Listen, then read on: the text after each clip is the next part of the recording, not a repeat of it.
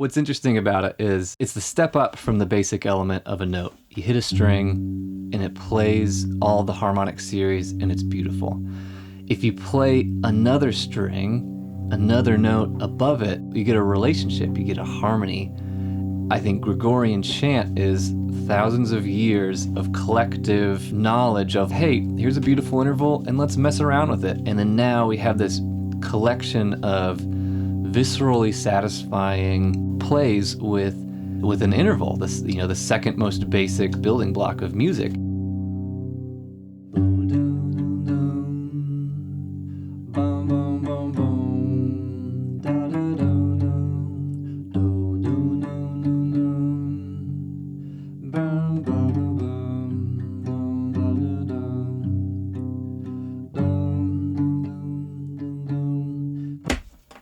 Hello.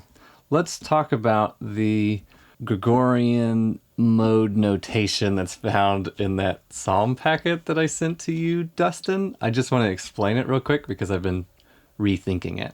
There are 8 modes. Let me show you a quick little... Here's my little cheat sheet. This will be the star of the show towards the end.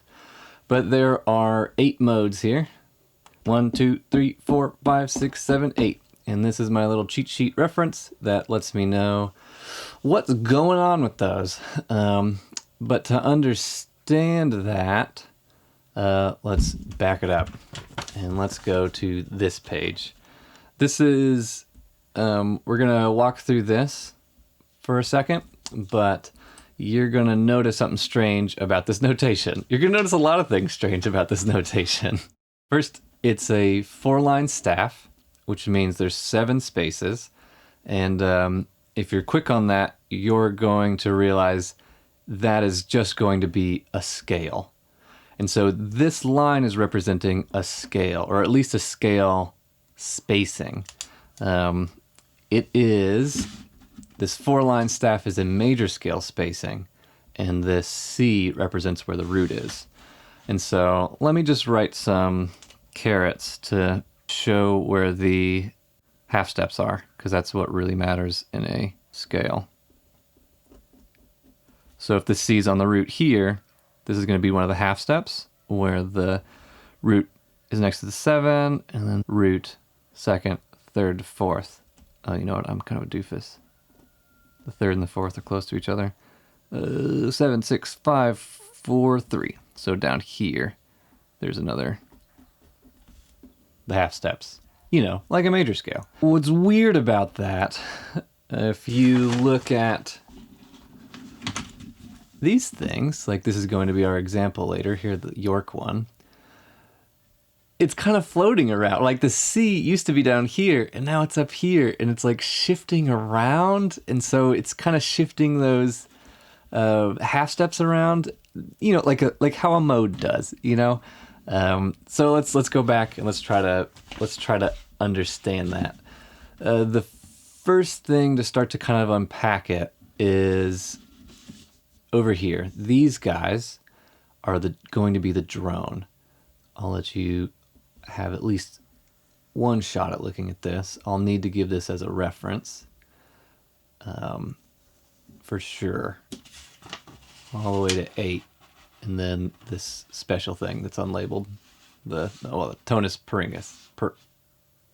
Sure. Here's your drone guy right here, and then here's the representation of where the spacings are, and then you kind of have to work with what the song is, and then you divine what key it is. Okay, I'll bring back that reference sheet to help make that clear. Right now, let's just talk about what this is doing. I'm going to say it pretty briefly. There's the drone. This is a little intro line, kind of like the head of a jazz standard. The person who leads it's going to sing it. This kind of gets you in the mood and the key and sets it up. And then finally, when they're done with that, they'll do these little pickup notes. And then, boom, we're into the song. Today's reference is the example. So today is the 12th day of the month. And so if you go over to the 12th day morning prayer, that is going to be the reference that I'm doing, Psalm 62. It's going to be the mode 4 over here. And And so this drone will actually become important. But let's go back over to, I have this packet, which has all the modes kind of written down. So that was mode 1 and then mode 4.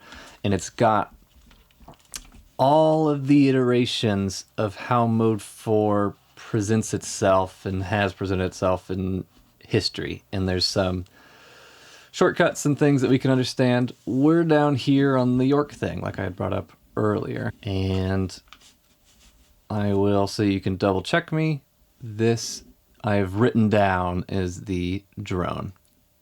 So it's here. So note where our little, I don't know, our little like spacing indicator here is here, and then our drone is down here, and then you kind of have to figure it out, I guess. I can't do it on the fly, so I'll have to get out my reference later. But here is what's going on, and I'm going to give you kind of my magnum opus, my theory of Gregorian chant and how I distill it. I think of Gregorian chant as, first you take this drone, you take this beautiful note, like, and then for them, they're throwing it into this beautiful reverby room, and it's bouncing everywhere, and it feels awesome, and it feels like community and togetherness. And then you just take it one step further, and you pair that drone, you pair that drone with an interval. And so my hypothesis, I'm throwing out there, that this interval is kind of the backbone, the essence of the Gregorian chant. And so you're playing with this interval in this beautiful reverby space. And you don't just want to do you want to play with it a little bit. And so that interval, while it might be the character of that mode, of that Gregorian chant, it's going to play with it. It's going to go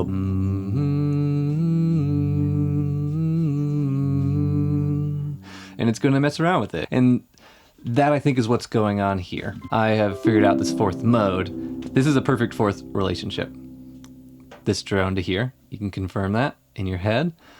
And it's going to play with it by first going from the perfect fourth down to the, what will be a minor third, back to the major fourth, up to the perfect fifth, to the perfect fourth again. Perfect fourth, perfect fifth, down, up to the perfect fourth, down to the minor third again, minor third, fourth, minor third. So it's playing around with this. You might have already picked up on the weirdness here. Let me address it. There are open notes and there are closed notes, and there are these hashes. In the packet, the words have dashes over them, and those are going to correspond to these sections. This first measure will represent the first line. The second measure is for the second line. These hashes help line it up with the words. The important thing to understand is the open notes are like free form. You can just kind of go as long as you want. It's however many syllables and words you need to fit into here, you do. And then when the hash comes in, you fit in as many words as you need to. And then when you get to the next hash, you line up this note with that word. Notice that there is a note before that hash. You're going to have to do a little bit of mental work to have this little pickup show up right before, and then have this note land on the right word, the right vowel. So you back up, you put it in there, and then to line it up. And then you move on again, because the closed notes actually have to go in step. When they get sung, they go boom, boom, boom. They happen one after the other. You got to change it with each of the words. And then you get to a full note, and then you can do as you need to. And then you get back to this on the second line, and you put all the words that you need to here. You pick up a note before you hit this note that lines up with the first hash, and then up, back down, step, step, step, step. This is a 4-note step. And then here's a 3-1, ba-da-dum, that happens afterwards. Okay. Da-da-da-da-da-da-da. That's how that goes.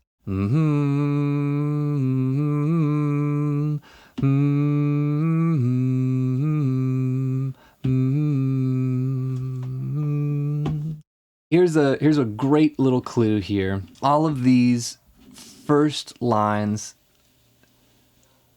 in the fourth mode, and in every mode, the very first line is completely consistent. They are always the same. And the only thing that changes is in this second line, where it messes with that interval in a different way. It picks an interval, and then it messes with it, and it messes with it in the same way in the same line, and then the messing with it, the up and down, is consistent within a mode. Let me show you what I mean with my handy-dandy reference sheet. Where'd my reference sheet go? Oh, sorry. With my handy-dandy reference sheet.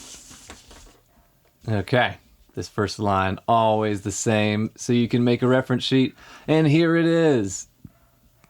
The fourth mode, we're over here. It's a perfect fourth. And here's my little wavy reference of how it moves.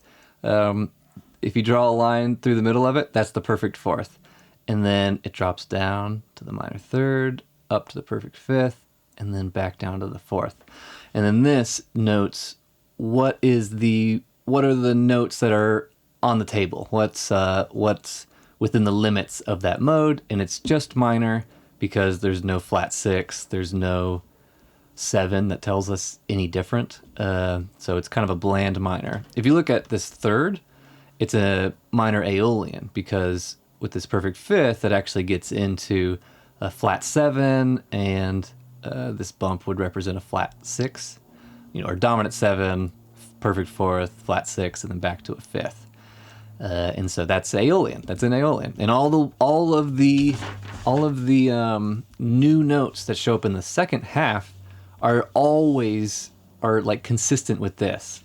So you have the first one, minor Aeolian. It's messing with the perfect fifth. There is an A version and a B version. That's kind of unique to them. Dips down, it's up. Goes up, back down, now it's in. The second plays with a minor third, and it's in a bland minor. Doing that kind of thing. We talked about these two.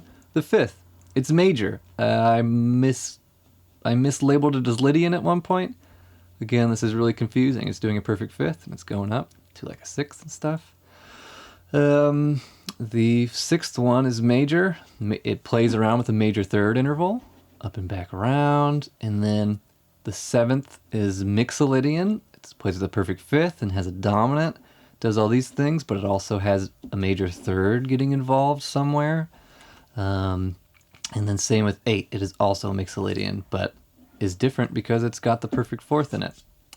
And there you go. That's my take on Gregorian chant and how to understand it.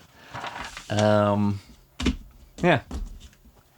Enjoy. I think what's interesting about it is the basic... It's the step up from the basic element of a note. You hit a string, and it plays all the harmonic series, and it's beautiful. If you play another string, another note above it, you get that beautiful, you get a relationship, you get a harmony. And I think Gregorian chant is thousands of years of collective knowledge of like, hey, here's a beautiful interval, and let's mess around with it. And then it just kind of, it went from loose to a little bit more concreted and placed into categories.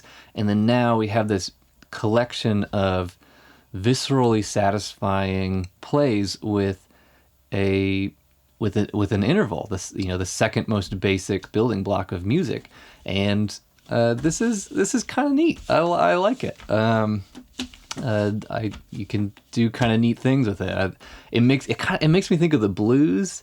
But what's really cool is that you can do whatever. You can read a book and do this thing because of the way that the hash works. It's like you just put the flourishes in the right place, and then you got a song, baby. You read the book Dune, and you got a song. All right. Hey, I'll see you later. Bye. Pardon the guitar finger hands. They're kind of creepy, I think. But I like them, or I need them.